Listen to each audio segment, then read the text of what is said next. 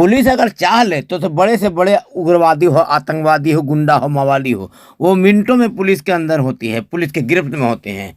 Police अगर तत्परता दिखाए तो बड़े से बड़े दहशतगर्द भी पुलिस के अंदर में होता है, जिसका एक मिसाल मिला गिरिडीह में कल हुए गोलीकांड के बाद।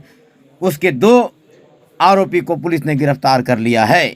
केंद्रीय कारा गिरिडीह में प्रतिनियुक्त कच्छपाल सब भूतपूर्व सैनिक शशि भूषण यादव तथा आरसी बिहारी मंडल पर फायरिंग करने वाले 2 अपराधियों को पुलिस ने महज 6 घंटे के अंदर गिरफ्तार कर लिया। बुधवार को इसकी जानकारी पुलिस अधीक्षक अमित रेणु ने समरनालय स्थित पुलिस कार्यालय में प्रेस वार्ता कर दी।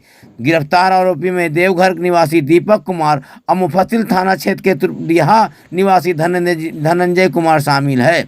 एसपी अमित रेणु ने बताया कि आपसी लड़ाई को लेकर अपराध कर्मियों ने केंद्रीय कारा में प्रतियुक्त कर्मियों के ऊपर फायरिंग की। एसपी श्री रेणु ने पूरे मामले की जानकारी देते हुए कहा कि मंगलवार की रात 8 बजे के करीब गिरिडीह टुंडी रोड स्थित भोरंडिया रिलायंस पेट्रोल पंप के पास 3 अपराध कर्मी जान माल की क्षति पहुंचाने के नियत से दोनों कर्मियों के ऊपर हमला कर दिया था।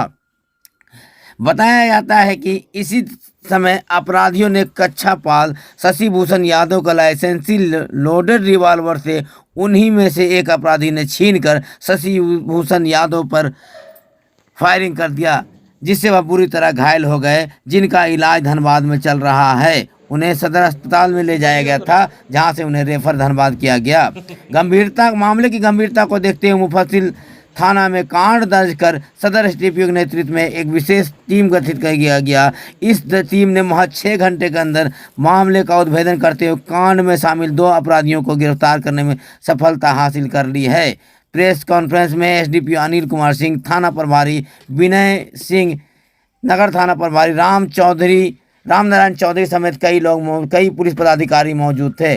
पुलिस ने दावा किया कि जल्द ही अन्य अपराधी पुलिस के गिरफ्त में होंगे। इधर पुलिस के द्वारा महज 6 घंटे के अंदर अपराधियों की गिरफ्तारी के बाद पुलिस की हौसले बुलंद हैं। विनय सर,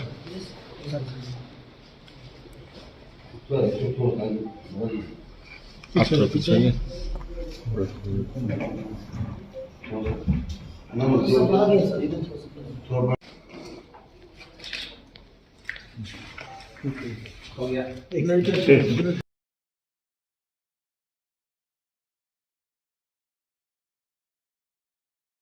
2023 को रात्रि के करीबन 8 बजे गिरिडीह टुंडी रोड के पास एक घटना का अंजाम दिया गया था, जिसमें गिरिडीह केंद्रीय कारा में प्रतिनियुक्त कक्षपाल एवं भूतपूर्व सैनिक शशि भूषण यादव